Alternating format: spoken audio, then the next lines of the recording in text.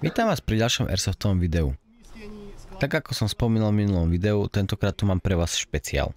Špeciál je to v tom, že sme konečne vymenili ihrisko, takže je tu aj iné ako naše zbyňovské a taktiež sme vymenili v podstate aj herný mód. Už nestrážime dominátor a neberieme ani vlajky, ale tentokrát máme ciele a môžeme to nazvať, že taká milsimka.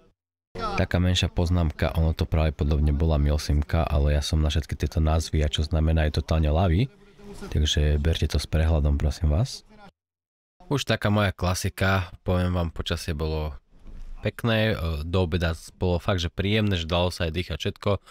Po obede vzduch bol už taký ťažší, ale stále dalo sa hrať. Veľa ľudí to asi kvôli tomu aj vzdala, niekde tak v polke hry. Ale aby som nekvakal iba o počasí, tak ako to celé prebiehalo. Prebiehalo to pomerne klasicky, ako aj u nás na Zbyňove. Na začiatku sa vysvetlili nejaké pravidlá, niečo sa povedalo ku hre. S tým takým menším rozdielom, že tentokrát, jak sme sa rozdelili na týmy a každý došiel na svoj respawn, tak až tam sa dozvedel podrobnejšie informácie. Predtým ako sa vrhneme na podrobnejšie informácie, by som chcel ešte povedať, že po nejakom tom briefingu sa ešte spravilo vyhodnotenie jednotlivcov a tímov, kde najlepší jednotlivec a najlepší tím boli nejakým spôsobom vyznamenaní. A taktiež tam bola challenge, kde sa mal nájsť odvážlivec, ktorý mal zjesť čili papričku domácu a ak to ustal, tak mohol vyhrať nejakú pištol. Toľko z briefingu a teraz sa presunieme na respawn, kde dostaneme ďalšie informácie ku hre. Každý tým mal svojho veliteľa, ktorý nám predstavil mapu, kde sa čo nachádza a aký je vlastne plán. Sklady se nachází tady. Tady. Ne, jo, tady je náš sklad, ze kterého potom budeme přenášet, jo, hotové výrobky. A tady. Bereme si spory. Tady, v tomhle skladu, tady v tom skladu se nachází ty barely, které musíme přenést do laboratoře. Jenomže musíme vzít odsaď ty kanistry, snímat do jednoho z těch skladů, načepovat tam tu tekutinu v tom sudu, co tam je, a s tím do laboratoře. Z laboratoře hotový výrobek označený náš do našeho skladu. Ďalej nasledovalo rozdelenie hráčov, kto kam pôjde, kto pôjde obsadiť sklady, kto pôjde obsadiť laboratórium. A sa mi zdá, že trebalo ešte aj v úvodzovkách dobiť vedca, ktorý mal celé laboratórium obsluhovať.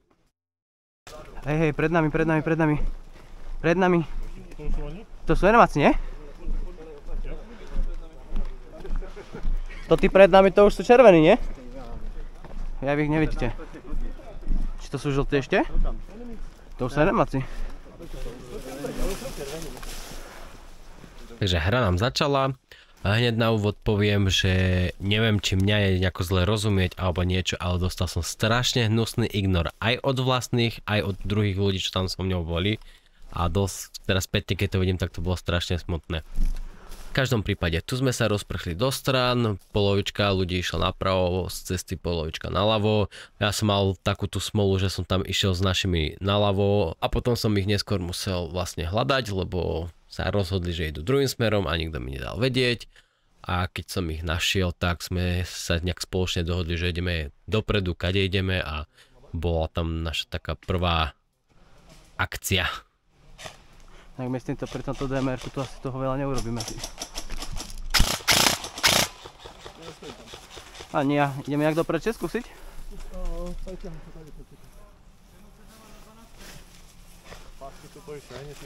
Chaloši, poďme toto popri páske skúsiť dopredu.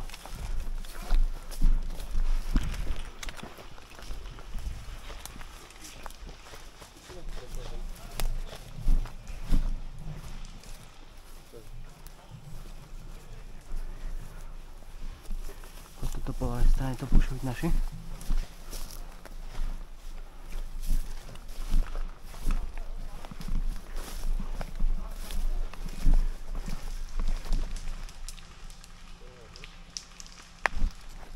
Neviem, prišlo to cez pasku. Aby som to trošku obhájil, u nás na Zbeňove sa cez pásky alebo ponad pásky nestrieľa, ráta sa to ako stena a keďže som takto naučený, tak som dosť bol zmetený, či to mám vlastne priznať alebo nie. V každom prípade, keď som sa vrátil spätky na respawn, tak som sa na to pýtal organizátorov a vlastne som zistil, že tie pásky tam oficiálne ani nemajú byť, že ich dali, že ich zabudli dať dolu a v tom momente to už asi aj tak bolo jedno, lebo tak či tak som to priznal, takže asi je všetko v poriadku. Ešte spomeniem, že respawn nám fungoval na 10 minútové intervaly, to znamená, že keď niekto došiel na respawn 28, ja neviem, 9.28, tak 9.30 už mohol opustiť respawn.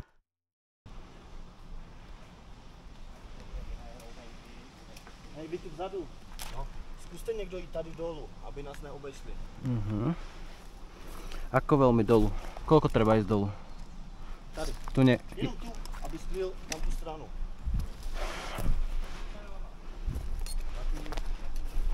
Akože tuto, hej, takto.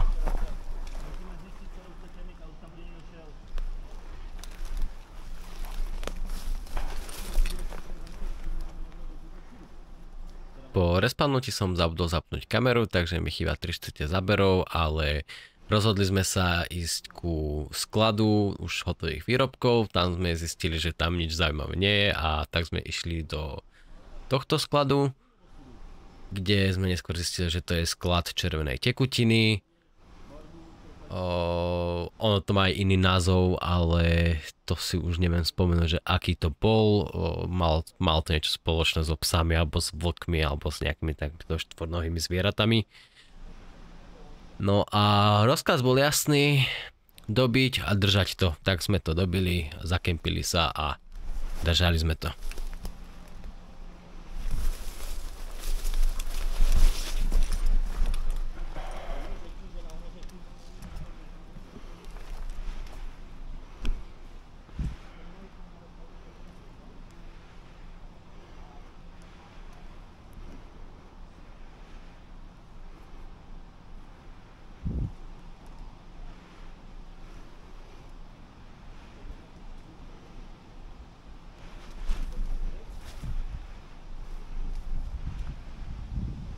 Tu je vidieť, že strašne špekulujem prejsť na druhú stranu cez cestu, ale jednak som sa bál prejsť cez cestu, bo som nevedel odkade čakať enemy a jednak som rozmýšľal, či to je strašne ďaleko od môjho týmu, že či je to dobrý nápad sa tak vzdialiť.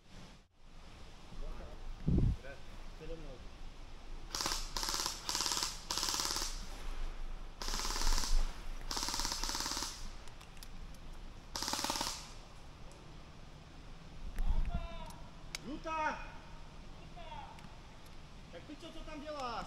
Tak nestřílej. On nestřílel, já jsem střílel. Trefil jsem tě? Trefil jsem tě? Tak tam zůstaň. No a ako je vidieť, došpekuloval som a nakoniec som sa presunul na druhú stranu, kde som sa pohodlne usadil a aj dobrú pol hodinu som tam proste strávil a čakal, pokiaľ niekto príde. Kontakt.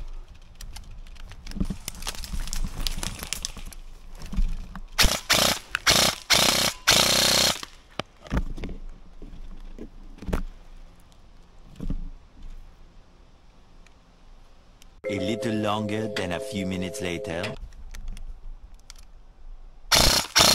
Dvaja tuto napravo.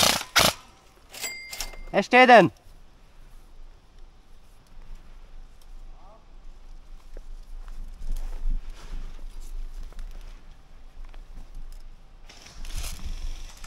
Mám.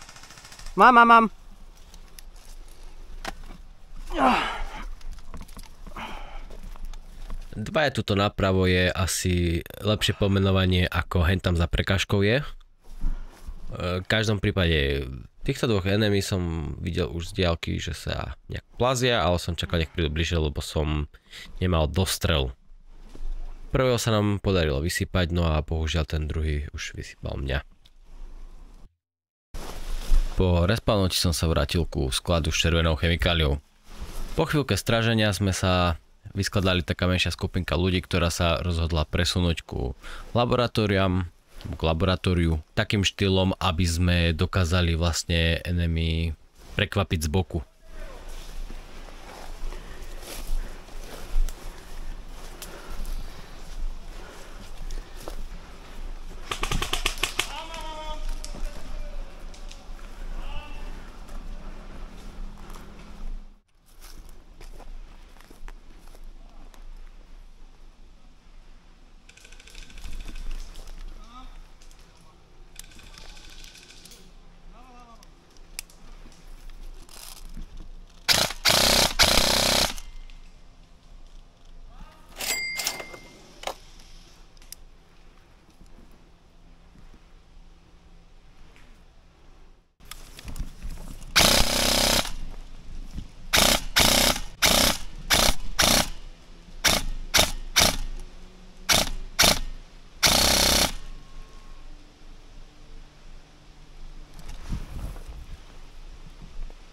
Ako môžete vidieť, tak nakoniec sme im nešli z boku naproti, ale do chrbta, čo podľa mňa bolo akože fajné, ale jediné, čo ma na tom štvalo, bolo, že som nemal dostrel a tak som išiel taktikou spray and pray.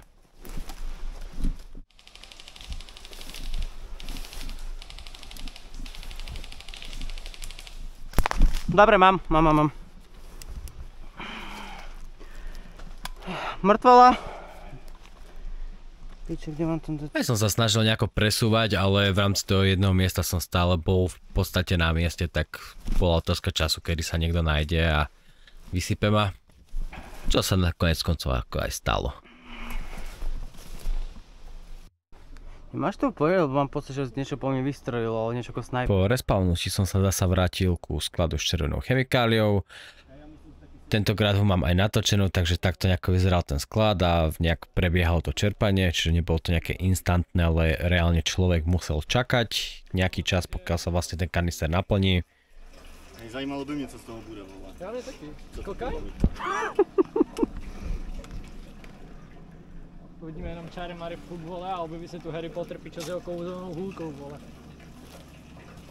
Toto máte zanieť do toho labaku potom, že? Či?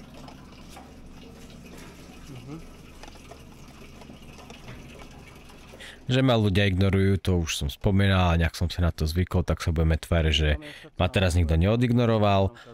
No a chvíľku sme strávili pri sklade a potom sme išli plniť ďalší príkaz a to bol pokus o flank znova. Chalani, kontakt, dvaja, tuto vpravo, cesta. Idú sem.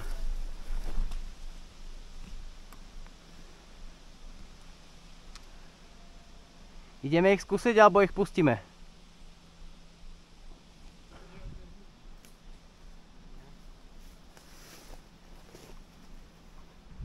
Tu sme sa nejako zhodli, že ich teda nepustíme a ideme ich skúsiť. Takže išiel som si nájsť nejakú výhodnú pozíciu a počkať, pokiaľ dojdu bližšie.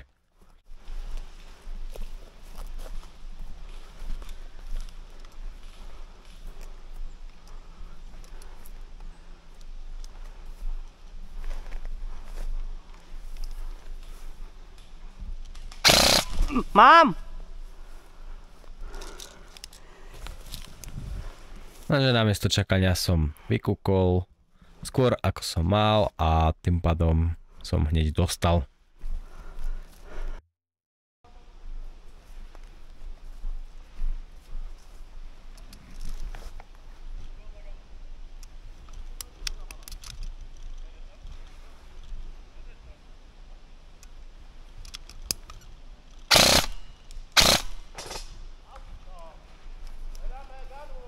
Aha, sorry.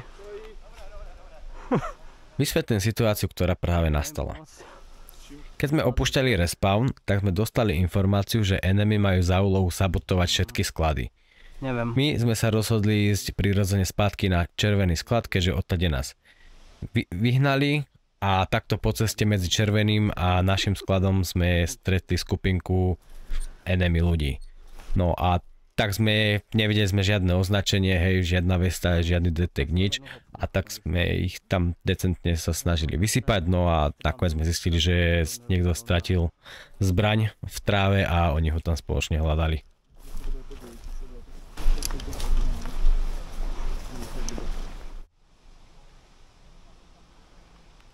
A keďže, ako som spomenul, že väčšinu záberov nemám, tak tento posledný využijem na to, aby sme si to nejako zhrnuli. Výsledok akcie bol takýto. Ja som bol s akciou veľmi spokojný, dosť som si to užil, bola to príjemná zmena. Ak by som mal vybrať nejaké to pozitívum, tak bolo to, že to bolo také dosť organizované, čo sa týka toho gameplayu, že sme tam mali toho veliteľa, že reálne sa robilo to, čo sa malo. A ak mám povedať nejaké negatívum, tak to úplne nespojené s akciou, ale s tým, že mi tam vadil ten dostrel. Hej, ale to je môj problém proste. Táto akcia býva raz za nejaký čas, takže dúfam, že sa na budúce vidíme. Ja isto na ďalšiu pôjdem. No a to bude z dnešného videa teda všetko. Dúfam, že sa vám to páčilo. Ešte si to vyžobrem ten like, po prípade odber. No a vidíme sa pri ďalšom videu. Čaute.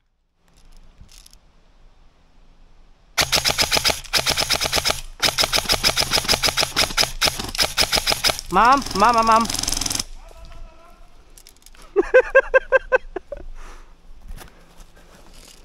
Idem, dostal som.